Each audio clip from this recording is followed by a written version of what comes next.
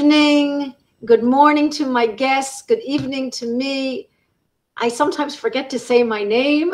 I'm Dr. Tova Goldfein. This is TMS Roundtable Recovery, Healing Chronic Pain and Autoimmune Symptoms. And we have been streaming live here for close to 4 years. This is number 240 something.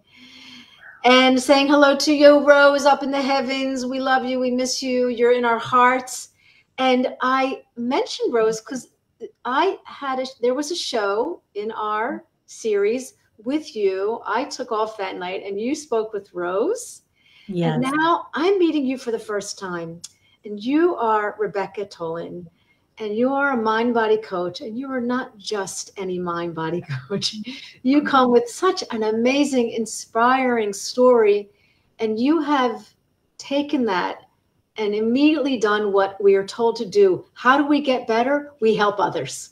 Yeah. So your healing has continued by helping others, and I am blessed to have you in my studio, not only teaching me a little bit about this work, because we always have something to learn, but to help the listeners, to help our patients, to bring inspiration, education, and knowledge, and to really give people a space to ask questions, to get information so they can continue on their healing journey. So Rebecca Tolin, I love your name too, Rebecca Tolin. It's a beautiful name. It's a beautiful biblical name, Rebecca.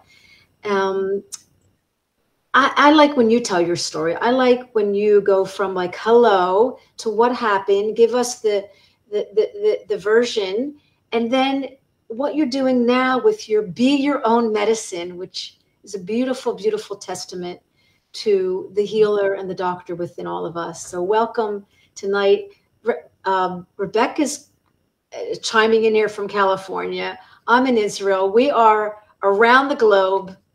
So happy you're here. Oh, thank you for having me, Tova. I feel like we've met because we've interacted online so much and you're everywhere. And I just so appreciate your dedication to this work, your longevity, your passion. It's such a service. So great to be with you this time.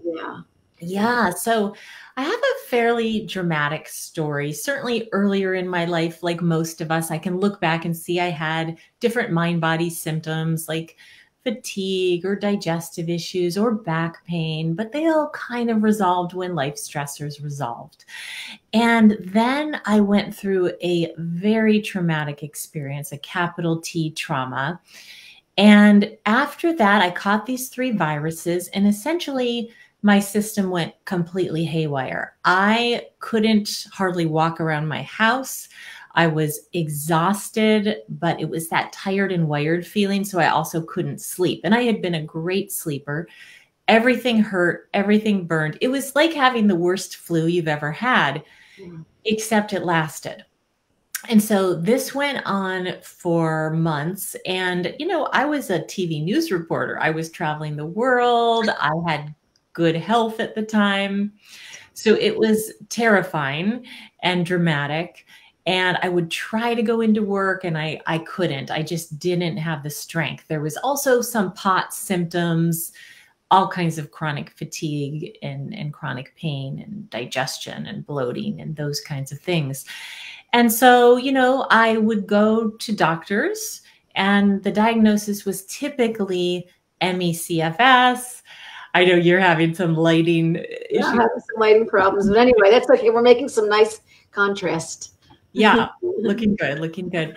And yeah, and I was a TV news reporter at the time, so I know all about that kind of thing. But I was getting these diagnoses of chronic fatigue syndrome, ME/CFS, at times chronic Lyme, POTS, fibromyalgia, all these things that doctors were saying, we have no cure. And I was told outright many times, because now we're going back 20 years when this first started, that you will have to live with this. Like you can manage it, and that's about the best we can do. And, you know, I was in my early 30s. I was at my prime in my career. I wanted to have my own family. It was really devastating. And when I would get those sort of prognosis prognoses, of course, I would get worse. At the time, I didn't make the connection, Wow. but I would kind of be back in bed. Wow. Wow. Yeah, so this went on for 13 years, and there was many different iterations of this journey, but I would say that I went to about 50 practitioners, everyone from chiropractors to neurologists, rheumatologists, Chinese medicine doctors, energy healers. You know, you start just running the gamut. Right. Right. Yeah. And they all really, even the ones that were more quote unquote naturopathic, were really looking at it through this allopathic model that there's something manifesting in your body. Yeah. And so there's something wrong with your body. And we'll try to treat it with physical remedies like supplements and medications or Rife machine, energy treatments. But nobody at that point was really helping me like link. This is from emotional trauma. You must have been, without knowing at that time, you must have been terrified. I mean, Yes. terrified and kind of shell-shocked. Totally shell-shocked because I had already been through this trauma, which was a sexual assault. It was a rape. And I was so shut down from that emotionally and so numb and disassociated. And then kind of everything the doctors were telling me, all the symptoms, having to leave a career I absolutely loved, losing financial independence, going on disability eventually because I had such a big medical file. It was all terrifying. And then I had a number of other personal losses, like an engagement was broken off and some deaths in the family. So it was a tremendous amount for my brain and nervous system and my heart, you know, and I didn't really make those emotional connections for a long time. So what was it? Because what happens with the people that we meet in some of our communities, they start to think, oh, could stress be? Because, well, of course it's worse when I'm stressed out, but it's still something physical because my pain is physical. My symptoms are physical. So what, I just listened to your story earlier today. And so it's fascinating because everyone has their own wake up call, their own like aha moment, or their own place of like, oh, this is my journey. Okay. So this is not going to be the quick fix. I'm in it for the long haul, but this, I will get better. Like that happened for you. It was like, there was like no negotiation. You said it even in your broadcast. This is not easy. This is not the quick fix, but this was the ultimate permanent way that I knew I was going to get better. And can you share that with what happened with you? Because it was an unusual situation. Yeah. Unexpected. Right. Because I really did have a light bulb moment, but it was not a book cure and it was not the end of the story. But you're right. There was something that really shifted in my brain. And what I should kind of add leading up to that, there was really a lot of inner shifts in me. So, you know, after 11, 12, beginning to be 13 years, I kind of just surrendered. I was like, I've spent all my money and much of my family's money. None of these things are working. And I actually feel a little bit better when I meditate. I feel a little bit of relief, at least emotionally and mentally, when I practice gentle yoga, or when I look up at the trees, or when I listen to Eckhart Tolle. Yeah. The brain fog was so bad, I couldn't read much, but I could listen to him. And so about the present moment, the present moment that was. Absolutely, being in the present moment. And I think that level of acceptance started seeping into me through listening to Eckhart Tolle and really just kind of looking up at the leaves on the trees and listening to the birds. And so I had this surrender experience where it was like, okay, I'm not going to keep fighting the body and fighting my symptoms and going to people to fix me because it's really not working. And in that time, I spent some time in nature and I had gained a little capacity. Now I could kind of, you know, walk a little bit and I could certainly go to the grocery store, but that would kind of zap my energy for the day. So I signed up for this online writing class and I met a woman in the class who shared her story. And she said, do you want to talk about this in a phone conversation? And I said, well, I get migraines if I talk for more than 10 minutes, but if we can do this in 10 minutes. So I'm talking to her, and her name's Kathy, and she starts telling me about TMS and John Sarno and Howard Schubiner.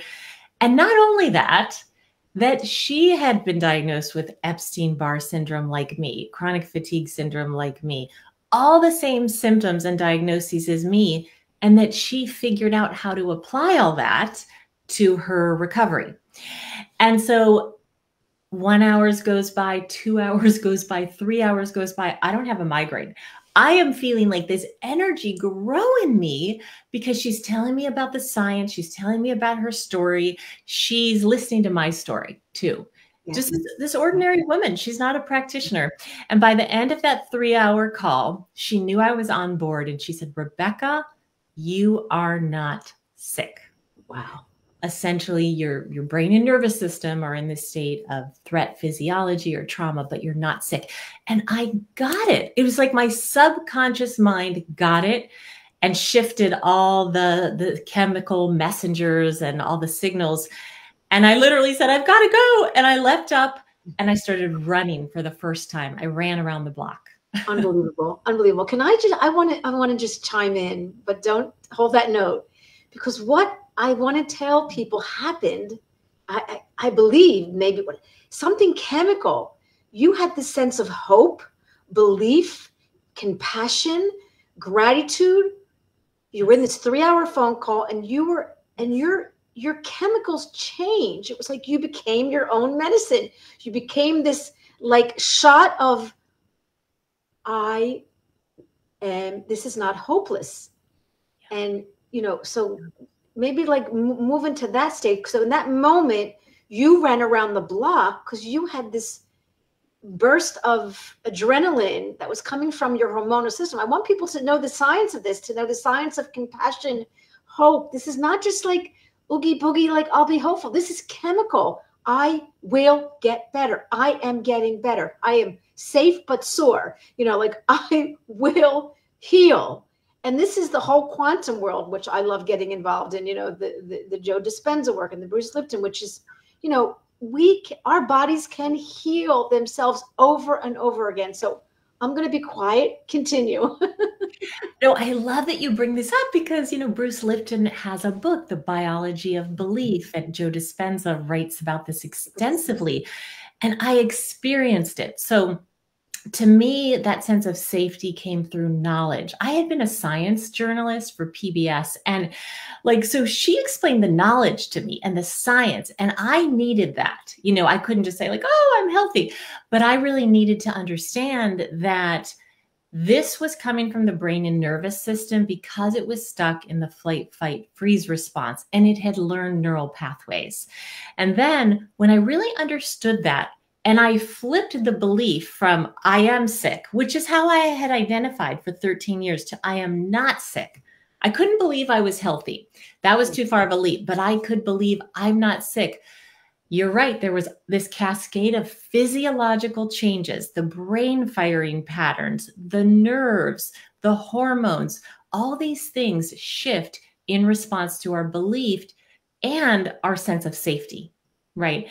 And that then created a different chemical and hormonal state in my body that I could run around the block multiple times, which was incredible. I had not ran in 13 years. So I felt like a child, and I really felt like she had handed me the key to getting out of prison. Like, you can get out of this.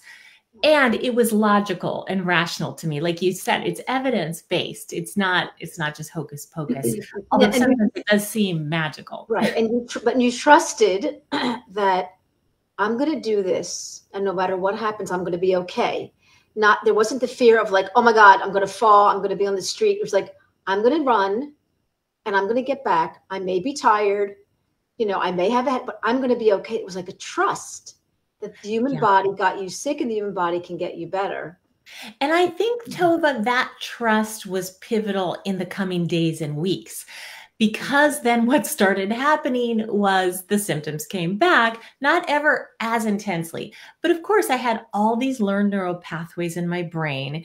I had all these conditioned responses to almost any stimuli in the world. Loud sounds, which could have been just even music, talking to somebody, certain foods, going outside of my house. My world had become so limited that I had learned associations that activity was dangerous. Wow. But as you talk about that trust, I knew what I knew. I knew that this was the only thing that made sense after everything I had been through in 13 years. And I knew I had already had some evidence that this could work for me. And so then I absolutely just threw myself into this approach. I studied it. I I would say Howard Schubiner's book, Unlearn Your Pain, was the best $25 I've ever spent, Wow. because he really talks about a full range of symptoms.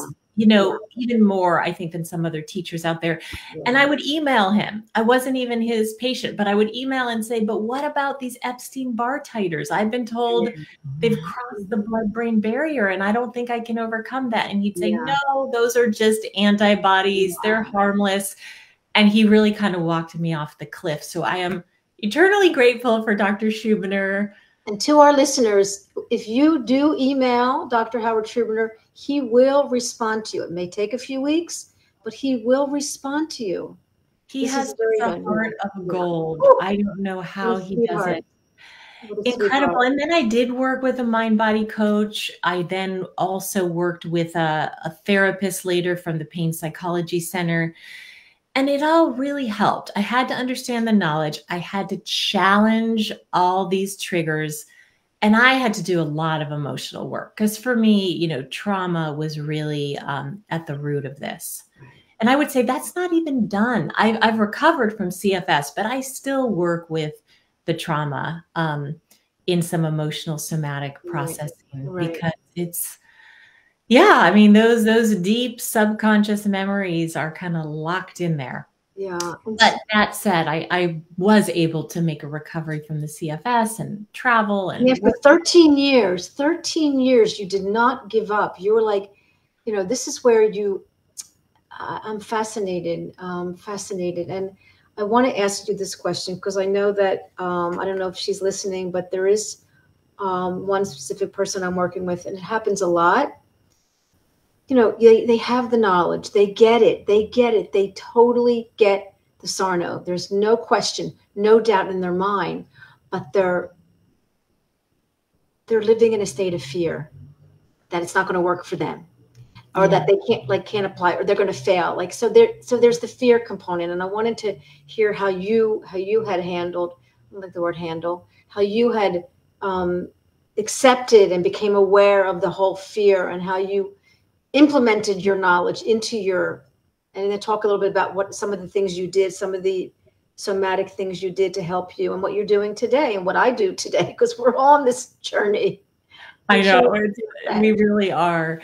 Well, yeah, I agree that that's really one of the most common, I think, obstacles for people, is they may say, oh, it makes sense, but I'm the one who can't recover, right? So I had some of those fears as well. And there was several things that helped tremendously. One was really Alan Gordon's approach. I started training with Schubiner and Gordon. And, Alan Gordon talks a lot about making recovery or resolution of physical symptoms a long-term goal, but the immediate moment-to-moment goal is finding a felt sense of safety. And if I'm ruminating or worrying I'm not going to recover, that does not engender safety. So I really kind of put that out there, like, okay, these symptoms will resolve when they resolve, but right now, what can I do to support myself? And for me, working with somatic tracking was pivotal. Somatic tracking, where, as you know, we're bringing attention right into the sensations of anxiety or fatigue, might feel heavy or tingly. And just tracking those with mindful awareness. A lot of times it took down the charge and the fear a little bit. Sometimes the sensation that I thought was a symptom would shift into an emotion, like anger, and it would start rising up and I'd start sweating. Wow. It was profound. I started experiencing, oh, these physical sensations are actually emotional sensations when I give them my attention. But I want to say sometimes that's too intense to bring our mind into our body. And so I would need to move my body, do yoga, do breath work, EFT tapping, expressive writing. You know, there was plenty of other avenues. I think that the knowledge is so important. And then when you get the knowledge and you start living it by challenging yourself in your life and your activities, then the nervous system regulation tools are kind of individual. Like what helps calm you down may be different than what helps calm me down. Yeah, it's very good. And Ivan mentioned, Ivan, if you would like to ask a question, you're more than welcome. But Ivan mentioned that in many cases, the source of stress, trauma is the workplace and interpersonal relationships. And I just want to make a comment, and I'd love you to answer that, Rebecca. You know, I wanted to say, like, whenever I advertise, you know, chronic pain, CSF, interstitial cystitis, I always want to say it's not about the symptoms. Yeah. Every symptom, chronic symptom, will have the potential to be healed by this work. It's about your relationship between you and your body and you and your nervous system. It's a relationship between you and your workplace, between you and stress, between you and fear. It's a relationship. And you said it correctly, Ivan. It's that relationship that has to become healthy, or you have to bring safety into it, or you have to accept things about it. You have to raise the awareness. Absolutely. And it really is about relationships. And it starts with the relationship with ourself, our body, and the symptoms, right? And shifting from this adversarial relationship of, I'm so frustrated, I want to get rid of you, I'm fighting you, you know. And right now, if you even just think about, I'm so frustrated, I still have these symptoms, you might feel how your body feels versus, oh, maybe these symptoms are temporary. They're not harmful. I'm curious what they might have to teach me. How can I better support myself? What am I feeling emotionally? And what do I need? So I started shifting my relationship radically with this fighting into curiosity, into compassion, and started asking questions. What are my emotions? But not in a bullying way, like why, as opposed to, I wonder. Rose taught me this. I'm curious, and this is like a calming, loving. I mean, look, you had to forgive. This is another concept. You had to forgive this person that hurt you. And just like Ivan is saying, there's like a forgiveness, but they're all chemical shifts, and it's a relationship of calming. You know, we can talk science, bringing this sympathetic nervous system into the parasympathetic, and how to, you know, this is what you were doing. You were having this calmer, and here you are, this calm, gentle woman. Inside there was a war raging. Oh, there was, because I was like holding down all the terror, all the fear and anger that I went through when I was attacked. And, you know, to just kind of reiterate what you're saying and what Ivan spoke to in the comments is, you know, once you attune to this relationship with yourself in a mindful, loving way, then you can address other relationships. So it may be that there's relationships in your interpersonal relationships or your workplace, and you start receiving more intuition and more messages that it might just be something you need to do yourself, like expressive writing about your boss, or it might be that shifts need to happen in your life. And so we all have kind of different ways that we get stressed and different belief systems. I would call them limiting beliefs, and habit patterns that are fueling our chronic symptoms, including personality traits. And so as we do this deeper inner dive, which I know you do too, Tova, we find what those missing pieces are for us. And so we can restore a right relationship with ourself and the world around us.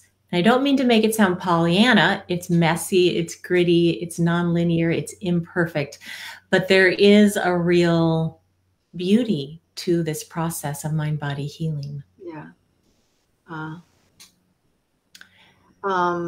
Anyway, so do you know Ivan? You know, what's so interesting. Yes. Hi, Ivan. Ivan was someone who used to watch me when I was a TV news reporter 20 years ago at KPBS in San Diego, and used to write me letters back then. So I appreciate hearing from him all these years later. I don't know him personally, but he's been a great supporter. Okay. So there was something that I wanted to make sure that we touched on, and I do want to talk about long COVID, because it was something our culture, our world, our government, our health system did not expect.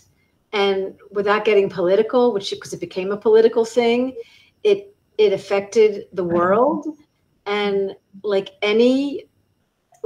you had a virus and then it continued. Like anything that happens to us physiologically, chemically, emotionally, it can come and go. Like the nervous system can get into fight or flight, and then it can calm down.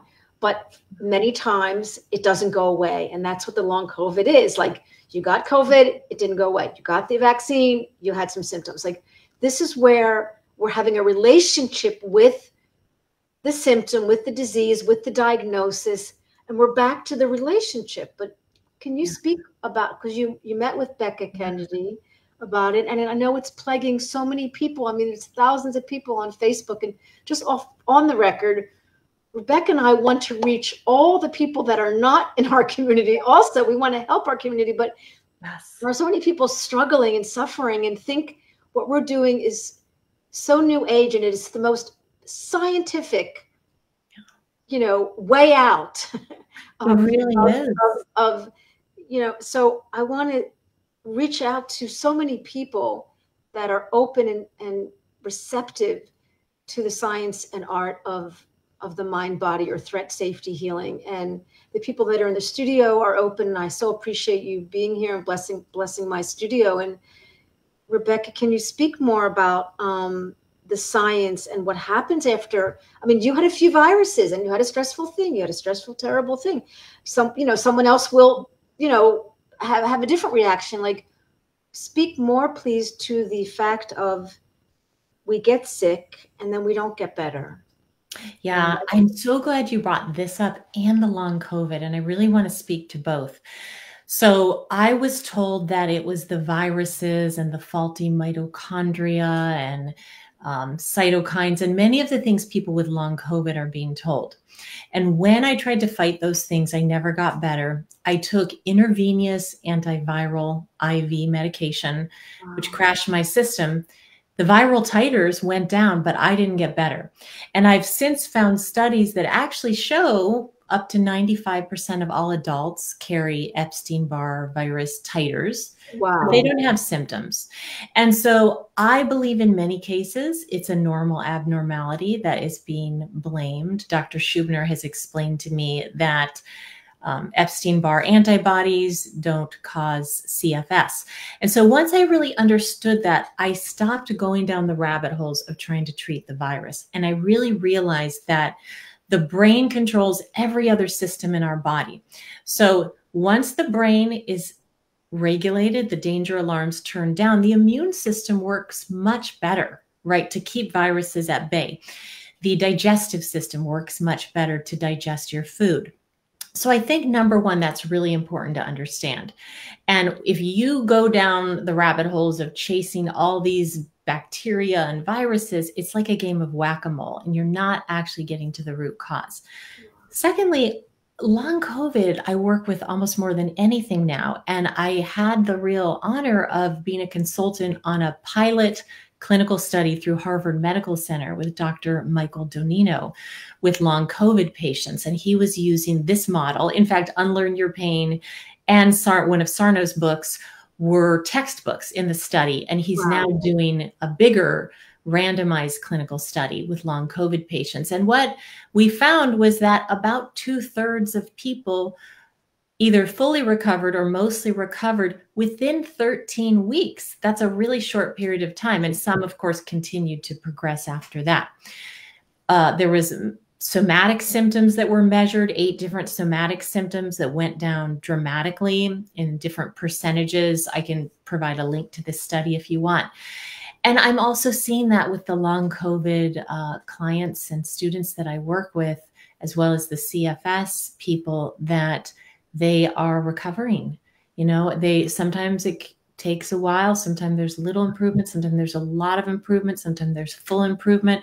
But I find the people that stick with it and stick with this work and keep going and don't let themselves get scared by all the unproven medical theories do really well. And I have had people who have gone from being in wheelchairs or being bedbound to fully recovering, to traveling, to running, to working again. It's remarkable work, and everything we're talking about here and that Sarno described applies to this full constellation of symptoms. Wow. Wow. Amazing.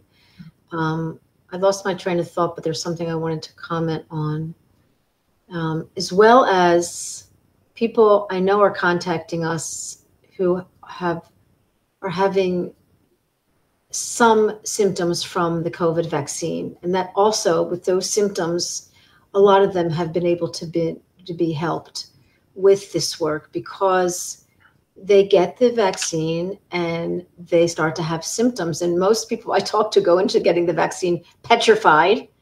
They were forced to do it, but they didn't want to, or just they're just sensitive, they're having a sensitive reaction. And many of them can be helped by this mind-body threat safety, psychophysiological combination of methods of healing, because the body is meant to heal. The body is not meant to, and a vaccine is not a bad thing. It doesn't have to be a bad thing. If people think it's toxic, the toxics leave. The blood's rushing. I mean, we get into this fear mongering and this fear-based and this pain fear cycle. And we're here to teach people that it's a fear pain cycle. It's a concept. It's not real. It's not really happening. And I know you're feeling, I knew I would think of what is your suggestion for people? Oh, I was just going to mention, yeah, this is a lovely, lovely lady in Britain. Can I just jump in there before you read that and just say, I really want to reiterate what you just said, Tova, because a lot of people are very concerned about vaccine injury. And what we're seeing is that after the initial symptoms of a vaccine wear off in a couple days, the state of your belief in your nervous system is what is determining whether symptoms are prolonged. And so whether or not you had COVID-19 or had the vaccine or not, this mind-body model works in resolving these symptoms. Because as you say, the body knows how to heal itself, but it's when there's this real high level of fear that something harmed me that continues to send signals back through our nervous system, which can only communicate to us through symptoms. Yeah. Yeah. And it can only keep you in the state of fight or flight. The fight or freeze response. Absolutely. Right. So that's what we want to reverse, no matter what our trigger was, whether it was the vaccine, the virus, or as Ivan said earlier, workplace stresses, interpersonal stresses. It can be any kind of stress. Yeah, I just will say this to lighten up the studio a little bit, but there was a woman I worked with where every time she had to make a decision, she fainted. And we all know, she was okay, but we all know when we have to make a decision, there's this kind of like, I don't know, what should I do? I'm down, and the brain goes into, well, I'm sweating, and then it calms down. But for a lot of us, we stay in that, so we have to understand ourselves. Ivan, this is again about the relationship. So I would love you to answer. I call her Finn because I'm going to pronounce her name. Fioniella. She's this beautiful, magnificent woman. And here's her question. And maybe I would love to get your take on this. Yeah. Fantastic. Okay. So does the brain control the entire nervous system? And if so, how do we turn off the alarms in the brain? Have I seen people recovering from benzo withdrawal? Yes and yes. So yes, we're talking about the subconscious brain that does control the autonomic nervous system. So what we perceive in our subconscious brain then sends signals through the autonomic nervous system to catapult us into flight, fight, or freeze if there's a perceived or real threat, if there's an emotional or a physical threat. And so what do we do to turn off the alarms in the brain, right? That's ultimately, of course, the question we all want to know. So it really starts with the knowledge that Tova and I are talking about. Understanding there's nothing physically wrong with you. You're not damaged. You do want to, of course, get a workup from your medical doctor. But if they can't find anything and they can't help you, you can then really rule in mind-body symptoms by looking at, do they change and shift around the body? Do they get worse with stress? These are all indicators of mind-body symptoms. You want to remind yourself that you're safe. You want to start moving into activities that you fear a little bit, but activities you want to do and need to do, because this is how you retrain your brain that you can do those activities. When symptoms come, you watch them with mindful awareness, because how you respond to the symptoms is pivotal in signaling back to your brain whether or not. I'm going to interrupt you, and because I want you to continue. Finn is in like 24/7 tension in her belly, like a lot of tension, and it doesn't go away. And so I know it's hard for her to, like, because we had, it's not like it's kind of a, look, it's her experience 24/7. I know she's sleeping, I know she's okay, but she's living a life, she's a successful lawyer. But the point is, it's a lot of sensation. And so it's almost like her brain is 10, 10, 10, 10, alarm, a lion. Yeah. Fire.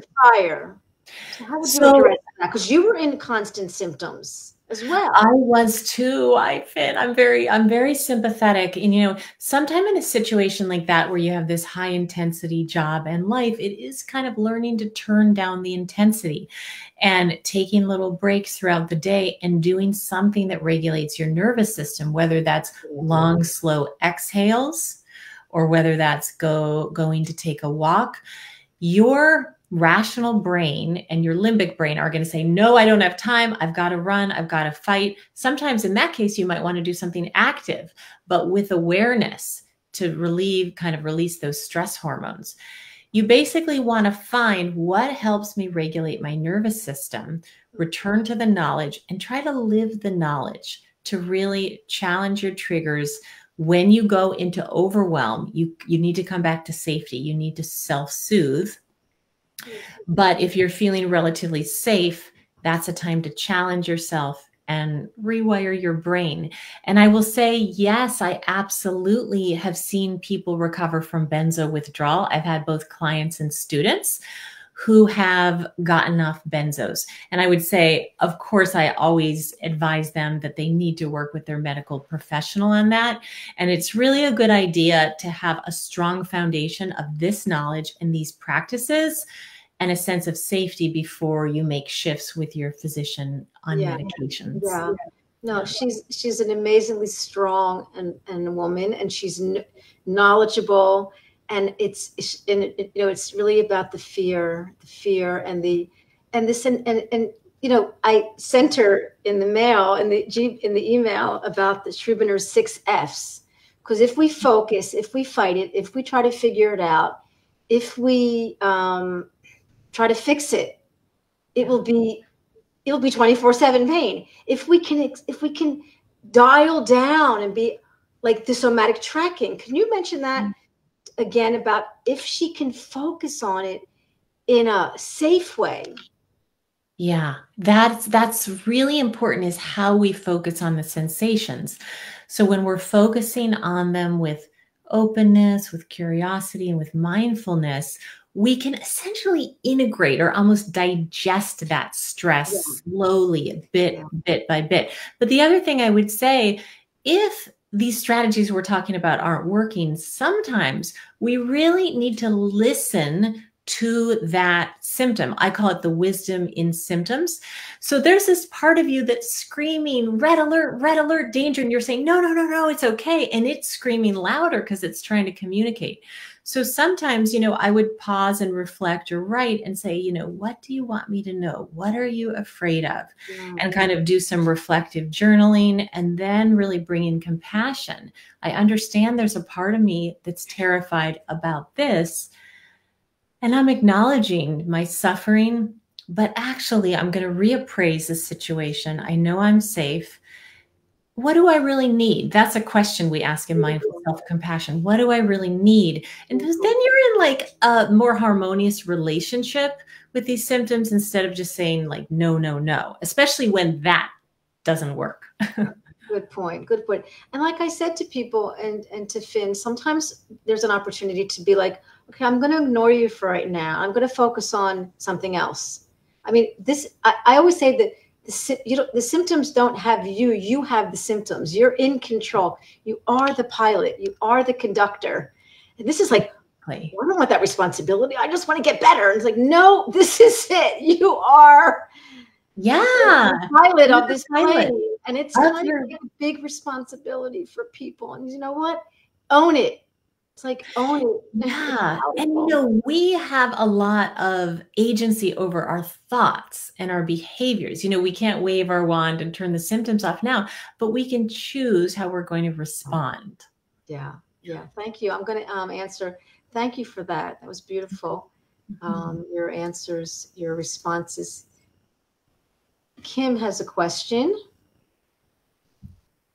Great. Hi, Kim. Yeah, thank you. So have you got any advice regarding getting back to exercise after long COVID? I'm doing so well, back to full-time work and just trying to add exercise, and fantastic. That's so wonderful. Please salute yourself, give yourself a self-hug, and continue to thank yourself and your body and your brain for how well you're doing. Getting back to exercise, you know, you really use the same strategies. So, I mean, graded exposure is scientifically and psychologically proven to work to disconnect a trigger with a sense of fear. So it's often used for phobias. But if we have a fear of exercise or it's triggering symptoms, it's generally because our subconscious brain is perceiving that that's not safe. And so you can start imagining the exercise you want to do, notice if sensations come up as you're imagining this, and then be there with somatic tracking, with the anxiety, with the fear, with the pain, with the fatigue. And then you want to start doing it in little bits. I find keeping some embodied awareness while we're exercising or doing these challenging triggers really helps. And using the safety affirmations, I'm okay, I'm safe, I'm in charge, I'm moving on with my life despite the symptoms. That can bring a sense of empowerment, right? And when symptoms come, it's okay. Just let them be. Do what you want. If they get overwhelming, then it's usually helpful to back off and do some self-soothing. But know that you didn't do anything wrong at all. You did something very right when you bring on symptoms, because it means you are challenging yourself. And it's a chance to send signals back that you're healthy and safe. Right. Beautiful answer. And thank you for your comment, Amiris, about the vaccine. Ivan has a question that I'll bring up for you. Can you see it on the side? I'll bring it up. Let's see here. Okay, so he's asking about military personnel suffering from trauma. You know, I've definitely had military personnel in my BRM medicine program, and I have had people who have served in the military as clients as well. I think that generally if somebody has a strong case of PTSD, I do refer them to a trauma therapist. I think that it is important to work with someone who's really trained in that capacity. But absolutely, no matter what the trauma is, the studies show that veterans coming back from war have similar symptoms as health personnel that was caring for long COVID patients. So stressed populations get these mind-body symptoms. When we become medicalized in the medical system, we think there's something wrong with our body. It perpetuates the stress loop. So it's the same answers and same strategies we're talking about here. Yeah, and I'm just going to comment on, you know, I'm hearing a lot about psychedelics, and I think with the right person and the right dose and the right experience, if that's what it takes to open you up, to help you walk the path from the head to your heart, I think there's also a huge placebo in everything we do. So we're talking about you being the medicine. We're talking about, so I think that anything could work for anyone at any time, depending on the relationship with the method, the relationship with the person helping you with the psychedelics. I'm hearing more and more about it, and I'm trusting that process. And it's not for us to question people's traumas and their relationship with trauma. It's but you don't have to suffer because you've had a trauma. I mean, there's so much help and so much hope. And like some of the authorities say, it's not about the trauma, it's about your relationship with it. So we're back to relationships, Ivan, and whatever you've been through, like I always say, you have scars to show that you have been able to pass this trauma. So Right. look at how far you've come. And what about that medal? What about that medal for coming to this place of awareness and self-reflection that maybe you need help or you need more work? You know, this is what I want to just say. So continue your journey. You know, there's lots of different ways to work with trauma in the brain and nervous system. And I think that, Tova, you and I are talking about an evidence-based approach that we've both had success with. And so it's not to rule out other avenues. But I do think feeling safe with a certain practitioner and a modality is important. And even the clinical trials with psychedelics are showing that set and setting is really important in terms of patient outcomes, and that those patients also need a lot of psychotherapy and a lot of integration to bring this into their life.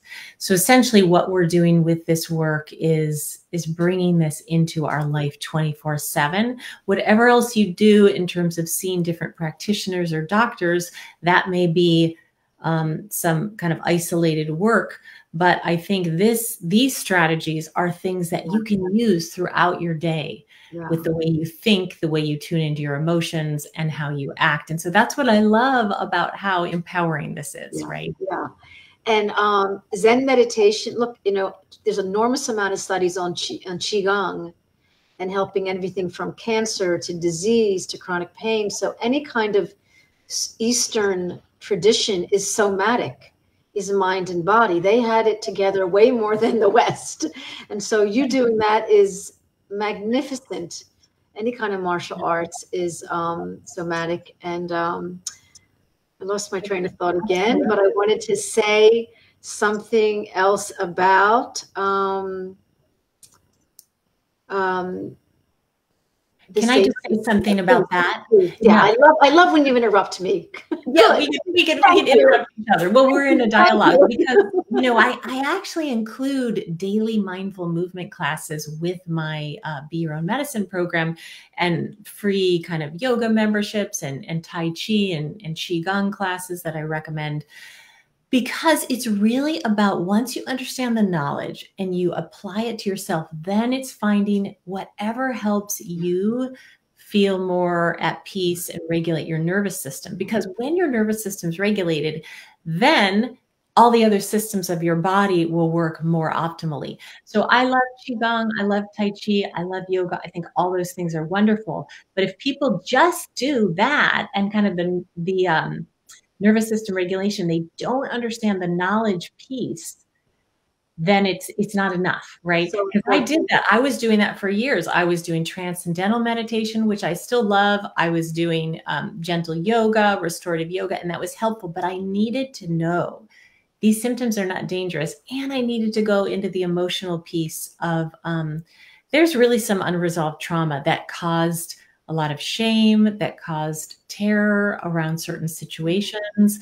It really was a form of PTSD for the body. I've heard Dr. Schubner use that term, in terms of fibromyalgia.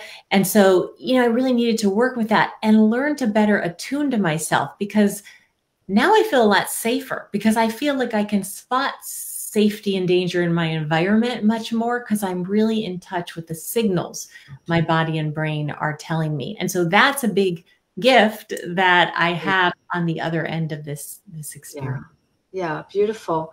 You know, I often talk with Michael Galinsky from All the Rage, and he says we have this condition called being human. We have this illness called being human, and we're going to have to live with it. But we talk a lot about accepting ourselves and knowing yourself. And I think it's important to know your triggers, to know whether it's the work environment, whether it's the relationship with your spouse, whether it's your family. I had a client who, she always would feel better when she was socializing, but when she was alone, she was triggered. So this is a deeper place of like, okay, so it's great in the course, I'm doing better in the course or in my yoga class, but now I got to go into my trigger place. So to know your triggers and to be proactive, be prepared. Okay, so I'm going into an environment that I'm not going to feel comfortable, but I can be uncomfortable. And I can feel uncomfortable and even be triggered and even feel fear and not be threatened. I can bring safety. It's like, bring the fear with you. Take the fear with you. I always say, have coffee with your fear. Yes, I do too. I say, bring your fear to tea. I think I got it from you, but then there's this infographic where sometimes you have to take the fear and do it with the fear. Yeah, absolutely. Because, you know, people will ask all the time, how do I just get rid of the fear once and for all? And that's the same thing as saying, how do I get rid of any symptom forever? It's more about a collaboration with the fear, right? Because it's like, okay, you're welcome to be here. Then you appraise, well, is this really a rational fear that this would be a dangerous situation for me? Or is it just based on a past experience that when I spoke in my childhood classroom, people laughed at me. So my subconscious brain is trying to tell me, don't do that public speaking because that's unsafe for you. And so you start discerning the messages, which you can do through expressive writing or other practices, and also just through this embodied connection. And then you do it with the fear. This creates a corrective experience, right? And so then the fear and anxiety diminish because we show our brain, oh, I did that and it was okay. Yeah. Maybe it's not a monster in the closet. Yeah. It's like what Dr. Schubiner will call maybe provocative testing, where I know we did the course different times, but he showed this video of this woman who she had her jaw broken in a traumatic injury. And she forever afterwards could not be anywhere near cold. The window couldn't be open. If there was any kind of breeze or wind on her jaw, she'd be in excruciating pain. And he's working with this woman and he's talking to her and talking about the, unlearning your pain. And he's working with her and he's saying, now I'm going to have you put an ice pack on your jaw. And this was like, so they were provoking the situation. Am I saying it right? Not provoking. Yeah. I remember this. Yeah. And he was letting her know this was safe, that ice cold is safe for your jaw. Yeah. And she sat there in his office in this video and she had the ice pack on her jaw and she was like, it's cold. And that's what we should feel. We have the sensations. It might not be comfortable, but it doesn't mean your brain has to go into fight or flight at a 10-10-10. So I love that example because that's really also the graded exposure too, where you learn ice isn't unsafe. You might look at the ice, then you might put it on your face and notice, oh, it's cold. And even if there had been pain there with her, to realize, well, that's not an accurate signal of danger. Right. I think something that comes up so often with people I work with, and I'm sure you too in this community, is when there's symptoms that are still there, they think that means they've gone too far or they're failing or they're not doing it right.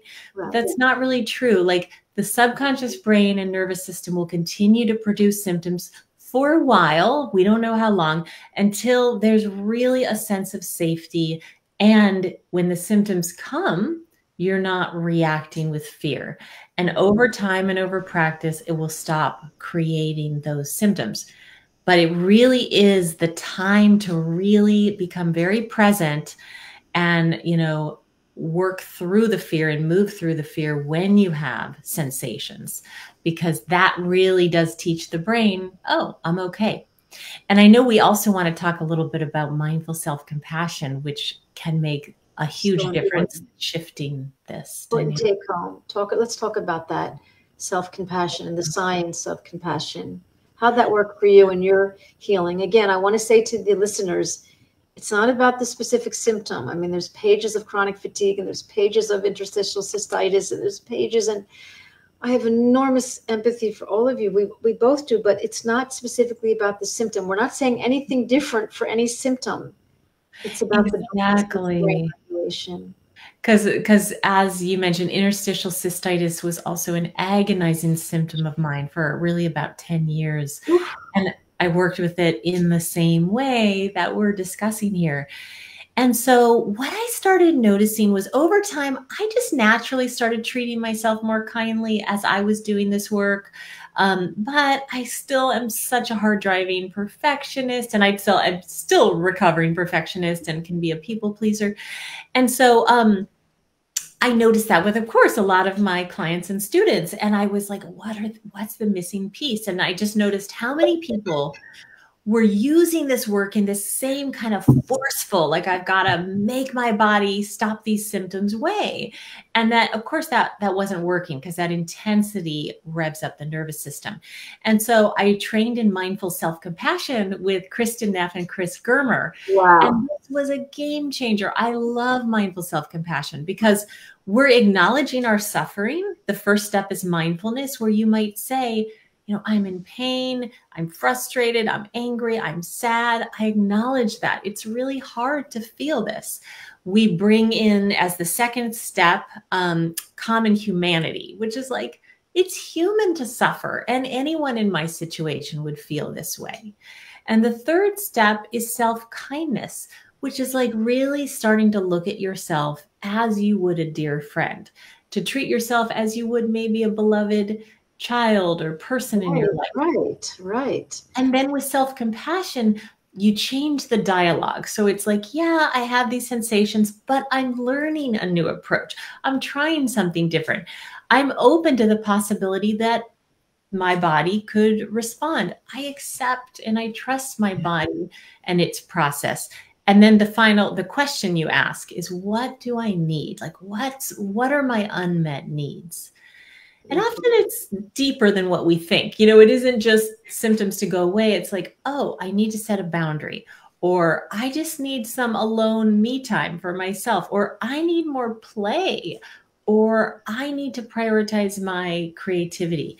And so as we start living and honoring in this more self-compassionate way, which is very foreign to all of us, including myself in the beginning, it can really make the mind-body work so much more effective because it's softer, it's gentler, and it's more collaborative. It's such a great point. And I have the book, The Science of Self-Compassion by Kristen Neff. I lent it to a client. It's incredible. And Rose and I had this big psychologist, like this doctor of doctors of psychologist, you know, from ISTDP. And she was on our show. Blanking on her name right now, Patricia Coughlin. And she's this beautiful, wonderful lady. And we were talking, and I said, you know, how can we be self-compassionate? Like, why is it such a difficult thing? Like, what is the science of it? And she was like, this is what you have to do. Big psychologist. You have to treat yourself like you treat a child, a baby, a pet. How many of us treat our pets different than we treat ourselves? That, along with a few broadcasts I had and my own experience of when we speak to ourselves, and we speak to the lemon, we speak to the plant, we speak to the rice, we speak to the music. And I began to look at this research. And a few weeks ago from California, I had a gentleman on who's a sound healer, and we're talking about the frequency of our voice and the science of how our voice can change our blood flow, and how our voice can speak to a plant, how our voice can speak to the rice, which we all know that experiment, or the water. And here we are speaking to ourselves and bullying ourselves and pointing the finger. And I thought, this is such a profound relationship in the way that we speak to ourselves. And this is about compassion.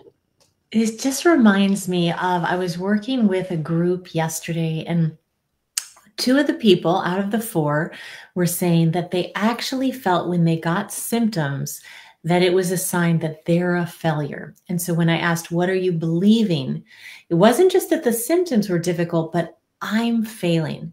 So we want to question those beliefs. And to one of the gentleman I was speaking with, I knew he had grandchildren. And I said, so when your grandchild feels sick or ill, do you think you're failing? He said, of course not. And I said, what do you do? He says, how can I help you? So I asked, can you start applying that to yourself? When you get symptoms, it's a sign that a part of you is scared and overwhelmed when they're neuroplastic symptoms. Yeah. And how can you then ask, how can I help? Yeah. And he just softened. And so we go from I'm a failure to, oh, how can I help you? And so I love that you brought up the child, because we can think of ourselves as an innocent child, or we can think of a child that we love or have known, and really bring that same softness, because that's what it is. I mean, it's just a part of us that's having a tantrum, and it's doesn't feel safe to express it in emotions. And so it's expressing it through physical sensation, but it just needs care. Yeah, it's such wonderful. Oh my God, I'm so enjoying our conversation. It is such a beautiful menu of handing healing insights, and I call them take-home tools and psychological tips for people to add to their healing journey. I also would like to say, I don't like even use the word failure, because are we all doing the best we can? Yes. Are we doing the best we can? And aren't Yes. TMSers sensitive and strong people? Oh, yes. I love our community, right? People are like sensitive, strong, of course, so kind to others, more so than we are to ourselves. So it's like, you know, it's, you fall in love with people in this community. Yeah. But yeah, we don't need to put that pressure on ourselves either. So we need to extend that circle of compassion and kindness we give others to ourselves. Yeah. And I will leave. We're each going to leave a little last dessert tidbit. And I'm going to leave this, and then I'm going to let Rebecca leave, and then we'll wind up. But I did a broadcast once with somebody who had a book cure, and then somebody who was like 30 years younger than this person, and he's still having symptoms. And we were talking about how, you know, someone might have a book cure and someone might have ongoing symptoms. It's because mostly it's because of their personality or who they are, and they had to accept themselves. But the one thing I wanted to leave people with is this woman who got better from, she was listening to the YouTube book of John Sarno. She wasn't even reading. And she, after 30 years of back pain, she figured it out. And this is what I want to leave people with, because this is another way to be kind and loving and gentle with yourself, by saying, this is what helped her. She got it. She figured it out. It was in her brain. And she didn't want her pain so bad. She didn't want the pain so bad. She gave it up to her brain. She said, brain, she got it. And she was able to integrate it. Now, it reminds me of something Dr. Schubiner taught us, is you can speak to your brain. You can bully. He even says you can bully your brain and say, okay, brain, enough. Enough, brain. I get it. I get that you're protecting me. I get that I'm living in threat. I know I get it, brain. And this could be another way that you could have a dialogue and an interaction with yourself, and teach yourself and start to build that pathway of, I'm okay, brain. I know you're protecting me. I trained you. You're primal from millions of years ago. You're doing your job. I got a strong, you know, subconscious mind. So this is an interesting, another way of a relationship, of a language. And that's kind of what I wanted to leave everyone with. And so, Rebecca, what would you like to leave our audience with tonight? Because we're going to meet again, but just tonight. Absolutely. Well, I want to say, I love that you gave that example. This last example would be what Kristen Neff calls fierce self-compassion. You're that Wow. mama bear, you're standing up to fear. And sometimes we need that fierce self-compassion. Other times we need the tender self-compassion, which is like, I love you, I accept you, you're okay and safe. So I think it's like understanding the dialogue that really works for you and understanding the Yeah. tools that work for Yeah. you. Yeah. So That's beautiful. in closing, I want to say I did see a couple comments here. The symptom is the way the body talks to us. Yes. Yeah. When you start collaborating with your body and realize that your subconscious brain and your nervous system are trying to keep you safe and alive on this planet, they're trying to help you. And you can learn to interpret their communication, which is the symptoms, and decide whether it's safe or not safe, Yeah. whether you have the resources in and around you to do more activity in this moment, or whether you need to come back in and self-soothe. Beautiful. That's the discernment you get. You've got this. You can do this. This works. It takes time, patience, persistence, but it's so enriching on all different levels, right? Yeah. I mean, it's a journey. It's a journey. This is not a destination. It is a journey. And, you know, I always say, like, figure this out and then coast. And whenever you have a symptom, you'll know what it is. There'll be no surprises. Yeah. And on that last note of coasting, I would say also bring in peace, pleasure, play, and purpose. Because we often think, well, I'll get back to enjoying my life once the symptoms are gone, but it doesn't actually work that way. As we start finding peace, playing, finding pleasurable activities, finding purpose, that tells our brain we're not running from the tiger, and it can turn down the nervous system and the signals. And we enjoy the journey a lot more. I love it. I love it. Listen, this is not, we're going to meet again, because this has been a really, I hope so. I would love that. I'm so happy that you interrupted me a few tims, because my listeners are always getting on me for interrupting, and I apologize ahead of time. I just sometimes, yeah, whatever. I'm not going to make excuses. I get triggered. It's such an authentic discussion about our true selves. And I did want to say that Rebecca has a program called Be Your Own Medicine, and she is available on your Facebook page. I think you're on Instagram also. You are available. It's more like I have a YouTube channel and my website, RebeccaTolin.com. Beautiful. Subscribe to Rebecca Tolin, Mind Body. Yeah, RebeccaTolin.com, and then you can find the page on the Be Your Own Medicine course, and you can sign up for a free meditation on my website through RebeccaTolin.com. Beautiful. And you will continue your journey. And thank you for all you do, Tova. No, I love our raw, real conversation. You just bring so much authenticity to this space.